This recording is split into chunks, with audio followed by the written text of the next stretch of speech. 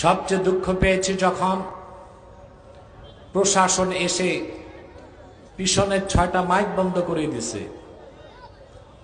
কনসার্টের ডিস্টার্ব হবে, কনসার্টের জন্য কোরআনের মাহফিল বন্ধ হতে পারে না। চরম বেয়াদবি করেছেন। তা আগে যারা ছিল তাদের মধ্যে আর আপনাদের মধ্যে পার্থক্য কোথায়?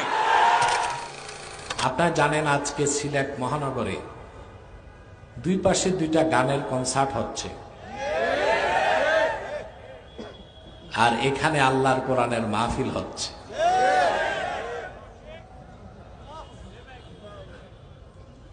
যারা আসহাবুল ইয়ামিন জান্নাতগামী সব এসেছে কোরআনের মাহফিলে, যারা আসহাবুশ শিমাল জাহান্নামগামী সব গেছে কনসার্টে। আমার দৃষ্টিতে হযরত শাহজালাল রহমতুল্লাহর ইজ্জতের দিকে তাকায় হলেও সিলেটে কোনো গান বাদ্যের কনসার্ট হওয়া উচিত না।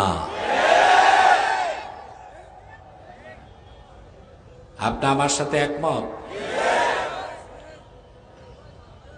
সবচেয়ে দুঃখ পেয়েছি যখন প্রশাসন এসে পিছনের 6টা মাইক বন্ধ করে দিছে। কনসার্টের ডিস্টার্ব হবে। আমি বলেছি সব মাইক চালাও, কনসার্টের জন্য কোরআনের মাহফিল বন্ধ হতে পারে না।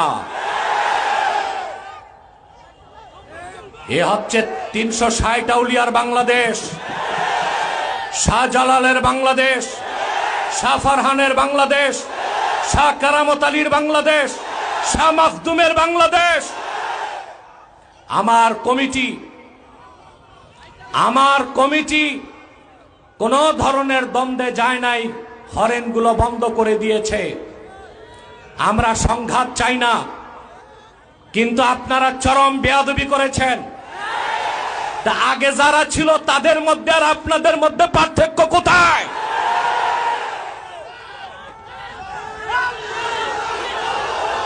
দেশটাকে বলছি, কারা এসে সম্মেলনের মাইক বন্ধ করেছে তাদেরকে শোকজ করুন,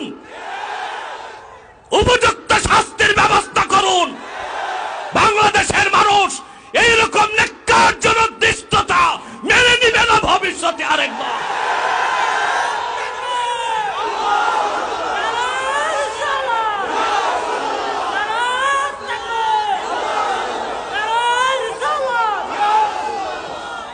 আমার ভাইরা, আমরা ধৈর্য ধরেছি, কিন্তু ভবিষ্যতে সাবধান করে দিচ্ছি। সম্মানিত সুধী,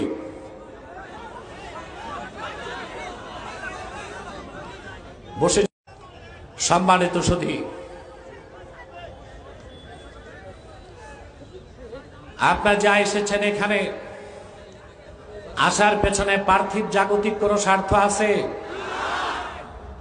আমরা এসেছি আল্লাহ তার হাবিবের রেজামন্দি হাসিল করার জন্য, অন্য কোন উদ্দেশ্য আমাদের।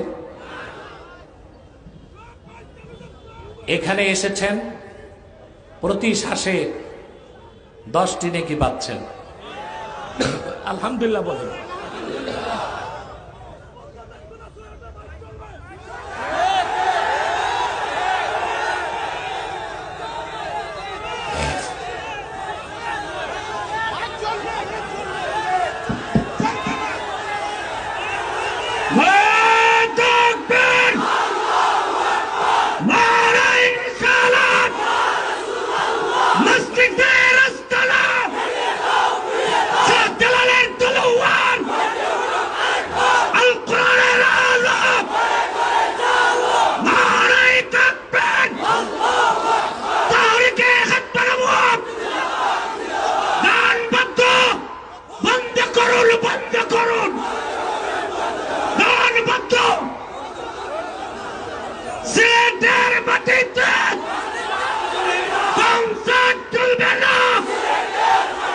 শাহজালালের ভূমিতে সংসার